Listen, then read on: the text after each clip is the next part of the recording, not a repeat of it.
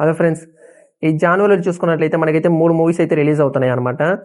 ఇలా ఫస్ట్ చూసుకున్నట్లయితే game changer, and second చూసుకున్నట్లయితే డాకు మహారాజ్, థర్డ్ చూసుకున్నట్లయితే సంక్రాంతికి వస్తున్నాం. ఈ 3 మూవీస్లో అయితే గేమ్ చేంజర్ అయితే ఆల్రెడీ రిలీజ్ అయింది. మనకి రిలీజ్ అయ్యి మిక్స్డ్ టాక్ కూడా రాబట్టి ఈ డాకు మహారాజ్ ఏదైతే ఉందో మనకి ఈ రోజు రిలీజ్ అవుతుంది అనమాట.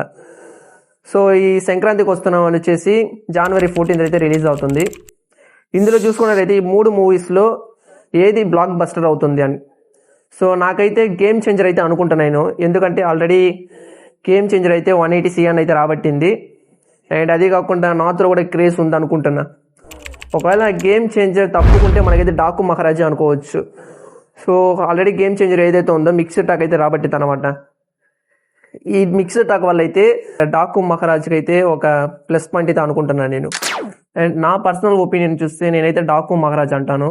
ఎందుకంటే ఇప్పుడు దాకా రిలీజ్ చేసిన ట్రైలర్లో కానీ ట్రీజర్లో కానీ మనకి ఏ మాత్రం ఒక మైనస్ పాయింట్ అనేది తీసుకురాలేదన్నమాట. సో టీజర్ అయితే రిలీజ్ చేస్తారు, అండ్ ట్రైలర్ చూసుకుంటే full and full action scene అనమాట.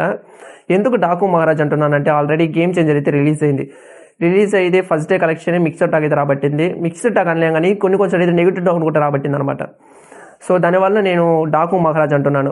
అండ్ సంక్రాంతికి వస్తున్నాం వచ్చేసి full and full entertainment movie అనమాట. మనకి F2లో ఉన్న ఫుల్ అండ్ ఫుల్ ఎంటర్టైన్మెంట్ వచ్చి మనకి సంక్రాంతికి వస్తున్నా కనిపిస్తుంది. సో ఇప్పుడు చూస్తే కరెంట్ సిచ్యువేషన్లో చూస్తే ఎవరైతే ఆడియన్స్ ఎవరైతే ఉన్నారో వాళ్ళు ఓన్లీ యాక్షన్ సీన్ మాత్రమే చూస్తారనమాట. అండ్ ఈ డాకు మహారాజ్ మూవీ ఏదైతే ఉందో full and full action movie. మనం ట్రైలర్లోనే చూడొచ్చు, మనకి లాస్ట్ 2 seconds ఒక డైలాగ్ చెప్తారనమాట. ఆ డైలాగ్తోనే మనకి తెలిసిపోద్ది మూవీ హిట్ అని. అండ్ అందుకని మిగతా మూవీస్ నేను ఫ్లాప్ అని చెప్పలేదు. ఈ గేమ్ చేంజర్ మూవీ ఏదైతే ఉందో ఈ మిక్స్డ్ టాక్ అలాగనే రాబడితే ఈ డాకు మహారాజ్కి అయితే ఒక ప్లస్ పాయింట్. సో మనం 3 మూవీస్లో కంపేర్ చేస్తే ఆల్రెడీ గేమ్ చేంజర్ అయితే రిలీజ్ అయింది, మిక్స్డ్ టాక్ అయితే రాబట్టింది.